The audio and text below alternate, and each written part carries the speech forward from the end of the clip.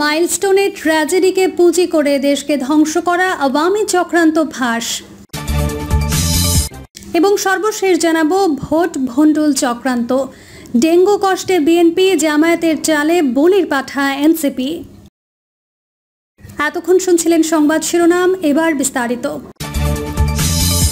মাইলস্টোনের ট্র্যাজেডিকে পুঁজি করে দেশকে ধ্বংস করা আওয়ামী চক্রান্ত ফাঁস। হাসিনাই ভালো ছিল, টাকা তুলে হলেও তাকে দেশে ফিরিয়ে আনবো, কথাটি বলছিলেন একজন আন্দোলনকারী। এখনও বাতাসে ভাসছে ছোট্ট কোমলমতি শিশুদের লাশের গন্ধ, চারিদিকে কান্নার রোল আর পোড়া শরীরের আত্মচিৎকার। মাইলস্টোন স্কুলে বিমান বিধ্বস্ত ট্র্যাজেডিতে যখন মানসিকভাবে বিপর্যস্ত গোটা জাতি, ঠিক তখনই তাদের লাশ নিয়ে হচ্ছে রাজনীতি। ফ্যাসিস্ট হাসিনার নিষিদ্ধ ক্যাডার বাহিনী সংগঠন ছাত্রলীগের নয়ার ষড়যন্ত্রের নীল নকশা ইতোমধ্যে ফাঁস হয়েছে। গতকাল সরেজমিনে মাইলস্টোন স্কুল পরিদর্শনে গিয়ে দুই উপদেষ্টা ও প্রধান উপদেষ্টার প্রেস সচিব ৬ দফার দাবিতে বিক্ষুব্ধ ছাত্রদের দ্বারা অবরুদ্ধ হয়। অবশেষে ছাত্রদের ৬ দফা মেনে নেওয়ার ঘোষণা দেন আইন উপদেষ্টা আসিফ নজরুল। সরকারের পক্ষ থেকে শিক্ষার্থীদের সকল দাবি দাওয়া মেনে নেওয়া হলেও গতকাল বিকেলে সচিবালয় প্রাঙ্গণ রীতিমতো রূপ নেয় রণক্ষেত্রে। মাইলস্টোন ট্র্যাজেডিকে কেন্দ্র করেই একদল আন্দোলনকারী হামলে পড়ে আইন শৃঙ্খলা বাহিনীর ওপর, এমনকি সচিবালয়ের গেট পর্যন্ত ভেঙে ফেলার খবর পাওয়া যায়। চারিদিকে তখন প্রশ্ন উঠতে থাকে, দেশের এত বড় একটা বিপর্যয়ের সময় সরকার সব দাবি মেনে নেওয়ার পরও কারা করছে এই আন্দোলন? কারাই বা ঝাঁপিয়ে পড়ল সেনাবাহিনীর সদস্যদের ওপরও? সেই রহস্যের জট খুলে যায় একটি সূত্রের প্রকাশ করা হোয়াটসঅ্যাপ কথোপকথন আর খুদে বার্তায়, যেখানে স্পষ্টভাবে দেখা যায় শিশু শিক্ষার্থীদের লাশ নিয়ে নয়ার ষড়যন্ত্র আর রাজনীতিতে মাতার পূর্ব পরিকল্পনা করছে সন্ত্রাসী ছাত্রলীগ। তাদের বলতে শোনা যায়, আন্দোলনকারী ছাত্রদের মধ্যে আমাদের 40 থেকে 50 জন ঢুকে পড়েছে। মূলত নিষিদ্ধ ছাত্রলীগের সেই সব নেতাকর্মীরাই গতকাল অস্থিতিশীল করে তোলার চেষ্টা করে দেশের পরিস্থিতি। হামলে পড়ে পুলিশ সদস্য থেকে শুরু করে দেশের ত্রাণকর্তা সেনাবাহিনীর ওপরও। এর সবচেয়ে বড় প্রমাণ গতকালের আন্দোলনে দেখা মেলে বহিরাগতদের, না তারা ছাত্র আবার না তারা মাইলস্টোন স্কুলের কেউ।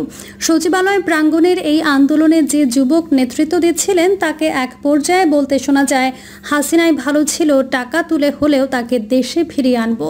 এখানেও স্পষ্ট যে নিষিদ্ধ ছাত্রলীগের সন্ত্রাসীদের সরব উপস্থিতিতেই গতকাল রণক্ষেত্র রূপ ধারণ করে সচিবালয় এলাকা। শুধু কি সচিবালয়, মাইলস্টোন স্কুলেও গতকাল উপদেষ্টাদের অবরুদ্ধের পেছনে নিষিদ্ধ ছাত্রলীগের প্রোপাগান্ডা আর ইন্ধনই দায়ী, তাও আবার বলার অপেক্ষা রাখে না। কারণ মাইলস্টোন স্কুলে বিমান বিধ্বস্তের পর থেকে নিষিদ্ধ আওয়ামী লীগের সন্ত্রাসী বাহিনী নিষিদ্ধ ছাত্রলীগের নেতাকর্মীদের দেখা যায় সোশ্যাল মিডিয়া জুড়ে নানা প্রোপাগান্ডা ছড়াতে। ওরা কেউ দাবি করে সরকার লাশ গুম করেছে, তো আবার কেউ বা বলে পুলিশ বাহিনী তেড়ে আসছে ছাত্র জনতাকে মারতে। সারা রাত দিন গুজবের পসরা সাজিয়ে বসে তারা। যখন শোকে মাতোয়ারা গোটা জাতি, ঠিক তখনই ফ্যাসিস্ট হাসিনার সন্ত্রাসীরা দেশকে নিয়ে নয়ার ষড়যন্ত্র বাস্তবায়নে উঠে পড়ে লেগেছে। কিন্তু পতিত স্বৈরাচার বোধহয় ভুলে গেছে এটা শহীদ আবু সাইদ, শহীদ মুগ্ধ এর নতুন বাংলাদেশ। এখানে ঠাঁই নেই কোনো ষড়যন্ত্র আর প্রোপাগান্ডার। দেশের এই ভয়াবহ বিপর্যয়ের মুহূর্তে তাই ছাত্র জনতা থেকে শুরু করে নেট নাগরিকদেরও সতর্ক থাকার পরামর্শ বিশ্লেষকদের। তাদের মতে ফ্যাসিস্ট হাসিনার সন্ত্রাসী বাহিনীর ছাত্রলীগ চেষ্টায় মত্ত কি করে দেশকে অস্থিতিশীল করা যায় আর বর্তমান অন্তর্বর্তী সরকারকে প্রশ্নবিদ্ধ করা যায়। ওরা তাই সুযোগ সন্ধানী, সুযোগ পেলেই চেষ্টা করছে তার শতভাগ বাস্তবায়নের। খুনির দলেরা তো 24-এর গণঅভ্যুত্থানের সময়ই করেছে লাশের রাজনীতি।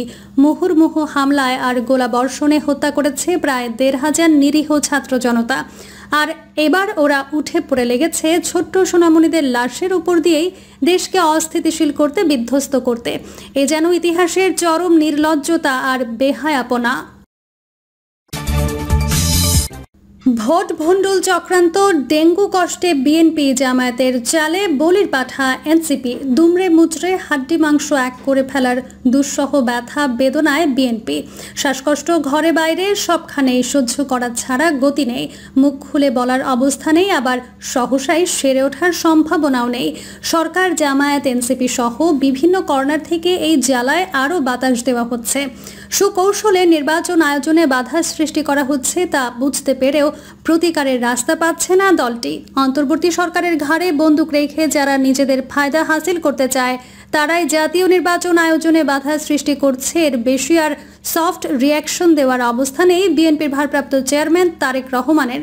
কয়েকটি রাজনৈতিক দলের পিআর সংস্কার বিচার নিয়ে গন্ডগোল পাকানোর বেদম চেষ্টা চলছে, তা বুঝেও মারমুখী হতে পারছে না বিএনপি। দ্রুত নির্বাচনের বিষয়ে বিএনপি থেকে এতদিন দেওয়া হতো চাপ তাপ, করা হতো সন্দেহ সমালোচনা, এখন সরাসরি অভিযোগ। প্রশ্ন ছোড়া হচ্ছে, সরকার কি নির্বাচনের বিষয়ে আন্তরিক? দলের মধ্যম সারির নেতারা সোজা বাংলায় বলছেন, সরকার নির্বাচন দিতে চায় না, চায় ক্ষমতা দীর্ঘায়িত করতে। অবশ্য দলের ভারপ্রাপ্ত চেয়ারম্যান তারেক রহমানের ভাষা এত সরাসরি নয়, খানিকটা কোমল। তিনি প্রশ্নাকারে বলেছেন, সরকারের পক্ষে আদৌ নির্বাচন করা কি সম্ভব?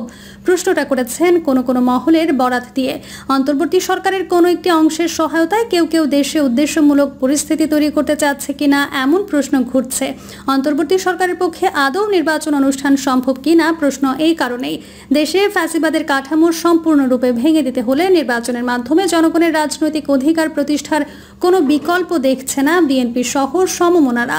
একসময় সহযাত্রী জামায়াতের আমির বলেছিলেন, এই পরিস্থিতিতে কিসের নির্বাচন? এনসিপি ইসলামী আন্দোলন নেতাদের কথাবার্তাও এমনই। এছাড়া এনসিপি এখন অনেকটাই জামায়াতের কবজায়, তার নির্বাচনমুখী দল বিএনপির জন্য ভাবনার বিষয়। দেশের অভ্যন্তরীণ নিরাপত্তার ঘাটতির কারণে নির্বাচন পিছিয়ে যাওয়ার বা পিছিয়ে দেওয়ার চেষ্টার নমুনাও দেখার স্বাভাবিক। নির্বাচনের মাধ্যমে ক্ষমতায় যাওয়ার সম্ভাবনা না থাকার সমমনা কোনো দলের নানা বাগড়া বিএনপিকে রাজনৈতিকভাবে জ্বর সর্দি সহ মারাত্মক কষ্টে ফেলেছে, কিন্তু এই নব্য প্রতিপক্ষকে চূড়ান্তভাবে চটাচ্ছেও না, কিছুটা পিঠ বুলিয়ে চলছে। অর্থাৎ প্রধান উপদেষ্টা ডক্টর মোহাম্মদ ইউনূস ও বিএনপির ভারপ্রাপ্ত চেয়ারম্যান তারেক রহমানের মধ্যে অনুষ্ঠিত লন্ডন বৈঠকের পরিপ্রেক্ষিতে সরকার এই টাইমলাইন নির্দিষ্ট করেছে। কদিন আগে প্রধান উপদেষ্টা আগামী ডিসেম্বরের মধ্যে নির্বাচনের প্রস্তুতি সম্পন্নের নির্দেশ দিয়েছেন। এরপর আর বিপত্তি থাকার কথা নয়, কিন্তু বাস্তবে বিপত্তি বাড়ছে, গোলমাল পাকছে, পাকানো হচ্ছে। আগে বিচার সংস্কার, পরে নির্বাচন, আগে স্থানীয় সরকার নির্বাচন, পরে জাতীয় নির্বাচন, সংখ্যানুপাতে ভোটের হিসাব, উচ্চকক্ষ নিম্নকক্ষ সহ নানা ফেরকার সামনে নিয়ে আসা হচ্ছে। নির্বাচন পেছানোই এসবের উদ্দেশ্য বলে সন্দেহ হওয়ার স্বাভাবিক। রাজনীতির চলমান বিভক্তি এই সন্দেহকে করছে আরও শক্তপোক্ত। প্রতিপক্ষ রাজনৈতিক দলের নেতাদের উদ্দেশ্য করে কুরুচিপূর্ণ এবং অশ্লীল মন্তব্য এবং তার প্রতিক্রিয়ায় সভামঞ্চ ভেঙে দেওয়ার মতো ঘটনা বিভাজনকে তাড়িত করছে, যা যোগফলে স্টেশন ছাড়াই ইলেকশন ট্রেনের চেইনে টান দেওয়া। তা অনিবার্যভাবে জুলাই আন্দোলনের বিজয়কে পিছু টেনে ধরছে, নির্বাচনকে করছে প্রলম্বিত, বেকায়দায় ফেলছে বিএনপিকে। এই সর্বজনীন ঐক্য বিনষ্ট হলে কার লাভ ও কার ক্ষতি তার নানা হিসাব নিকাশ চলছে। নির্বাচন অনুষ্ঠিত হওয়ার সময়কে দীর্ঘায়িত করা ও বিরাজনৈতিকীকরণকে নানাভাবে উৎসাহিত করাও জুলাই অভ্যুত্থানের ঐক্য বিনষ্ট করার পেছনে কাজ করেছে। সামাজিক যোগাযোগ মাধ্যমে এই সরকারকে 5 বছর রাখা এবং প্রচলিত রাজনীতি এবং রাজনৈতিক নেতাদের বিরুদ্ধে যে প্রচারণা, তা বিরাজনীতিকীকরণের পক্ষে জনমত তৈরি করতে সহায়তা করে। লন্ডনে প্রধান উপদেষ্টা অধ্যাপক ইউনূস ও বিএনপির ভারপ্রাপ্ত চেয়ারম্যান তারেক রহমানের মধ্যে বৈঠক এই অনিশ্চয়তা অনেকটাই কমিয়ে আনে, কিন্তু একটি গোষ্ঠী জনগণের ম্যান্ডেটের মাধ্যমে ক্ষমতা হস্তান্তরের স্বাভাবিক প্রক্রিয়াকে ভালো চোখে দেখেনি।